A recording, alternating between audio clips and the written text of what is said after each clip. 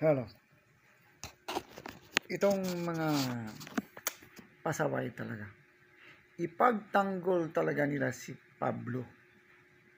Hindi nila inintindi na si Pablo kumukontra talaga sa Misaya at sa mga apostolis. Kaya nga, di sila magkapareho ni Pedro sa mga apostolis. Biruin mo to, sa Mateo 23:8 hanggang 9, sabi ng Misaya, huwag magpatawag ng ama, ng father, sa mga mananampalataya. Maaari kang magpatawag sa mga anak mo, pero sa mga mananampalataya, huwag kang magpatawag na father. Pero anong sabi naman ni Pablo sa 1 Corinthians 4:14-15? Ako ang inyong ama.